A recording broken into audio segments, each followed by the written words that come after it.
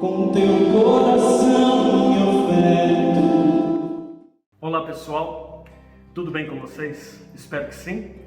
Estamos no tempo da Quaresma, esse tempo forte no qual Jesus e a sua igreja nos convidam a ir ao deserto e nesse deserto então preparar o nosso coração para a grande solenidade anual da Páscoa.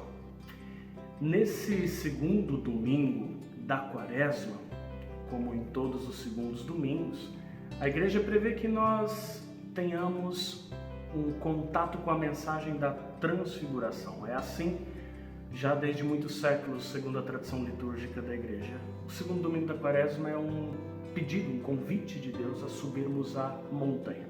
Aliás, por falar em montanha, não é só uma montanha que existe na liturgia da palavra de hoje. A trama toda da liturgia da palavra de hoje se dá entre duas montanhas. A montanha de Moriá, no Gênesis, na primeira leitura, e o Monte Tabor, no Evangelho.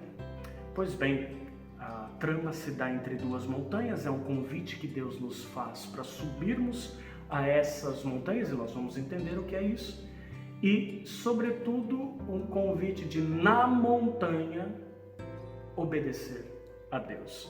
O verbo utilizado ali no Evangelho é ipakuo. Ipakuo, em grego, significa um akuo hiper, ou seja, um akuo, escutar, acústica, hiper, pra caramba, escutar bastante, obedecer, no fundo é isso. Esse é o propósito da liturgia de hoje. Mas vamos tentar entender melhor. Na primeira leitura, Abraão, que tinha sido chamado por Deus para deixar sua terra, para se tornar o pai de um grande povo, ele que não tinha nenhuma garantia de que isso poderia dar certo, acredita. Ele põe fé, ele dá um salto no escuro, ele não tem garantias, mas ele crê. Ora, se Deus disse, então ele vai fazer, porque Deus é Deus, não é homem, homem é mentiroso, mas Deus não é. Então ele deixa Ur dos Caldeus, a cidade de Ur, e vai para a terra onde Deus o envia. Deus diz que ele vai se tornar pai de um grande povo, ele no começo fica meio assim, a mulher era estéril, mas depois de um tempo ele tem o filho da promessa, Isaac. E num determinado momento, e é aí que a gente chega na leitura de hoje, Deus pede que ele sacrifique Isaac. Mas peraí, vai com calma aí, Deus. O Senhor me pediu para ser pai de um grande povo, o Senhor prometeu que eu seria pai de um grande povo, o Senhor tem uma promessa sobre a minha vida, e agora diz que o filho da promessa, ou seja, a grande dádiva que o Senhor me deu, que foi Isaac, deve ser sacrificada sobre o altar do Monte Moriá. Como é que é esse negócio? Tem alguma coisa de estranho aí. O Senhor me propôs um caminho e agora o Senhor está me traindo. Não. Deus é fiel, Deus não trai. E Abraão crê no fundo nisso. Crê que Deus haverá de dar um jeito de cumprir a sua promessa. A ele, a Abraão, cabe obedecer. E é bonito que ele faz todo o esforço de obediência e prepara tudo para o sacrifício de Isaac.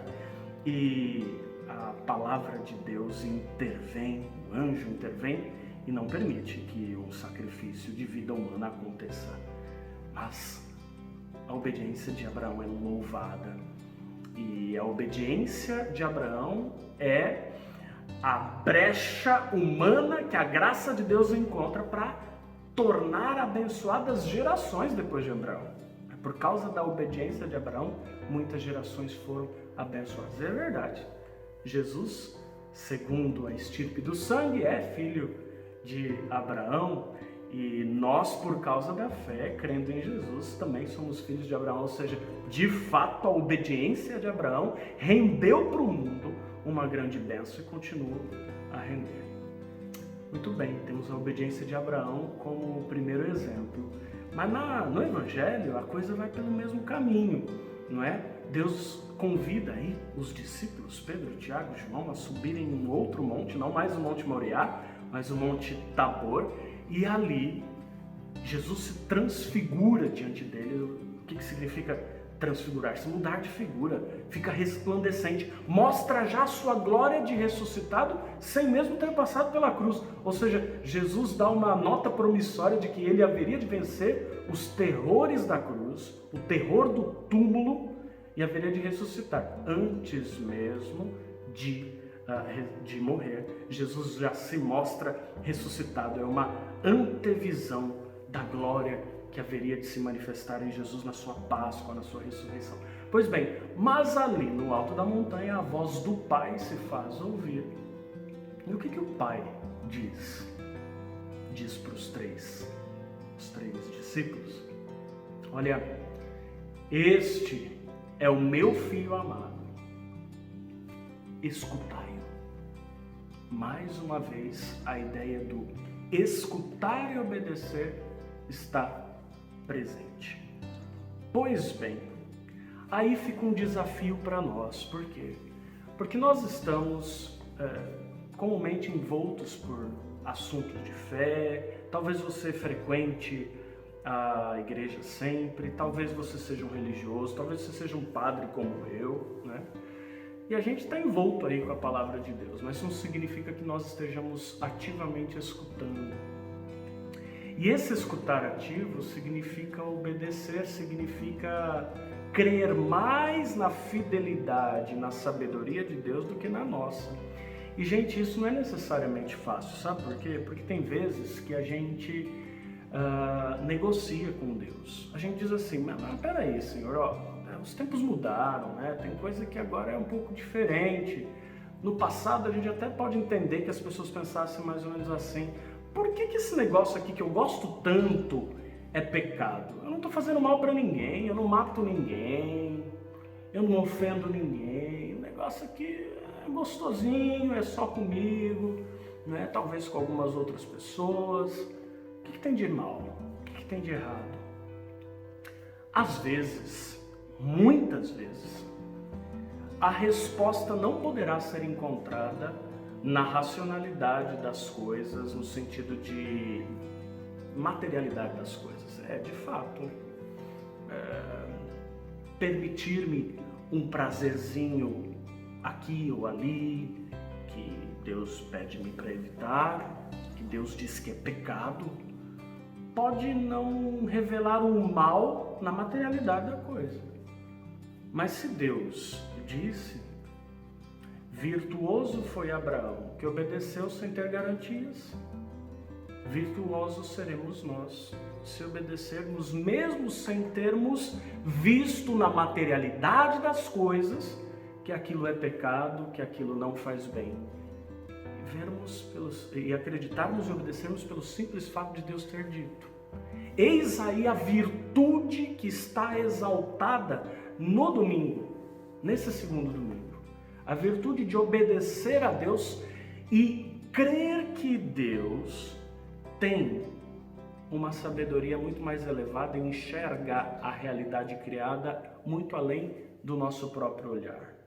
Se Deus disse que é pecado, Ele tem razões para isso. Se os meus olhos não conseguem ver e se meu cérebro não consegue captar, isso significa que eu estou limitado pela minha condição criatural, mas o Criador enxerga o mal e a ofensa que existe naquele pecado que eu insisto em cultivar pelo simples fato de achar que os tempos mudaram, as coisas são diferentes. Gente, eu não estou dizendo para vocês só, eu estou dizendo para mim. E eu nem estou dizendo só para as pessoas que nunca viveram uma experiência com Deus, e o padre está aqui convidando você a ter uma experiência com Deus também. Se você não teve uma experiência com Deus, é para você o convite, e o convite não é do padre, o convite é de Jesus. Vem para perto, acredite. Mas não é só isso, eu digo também para macaco velho.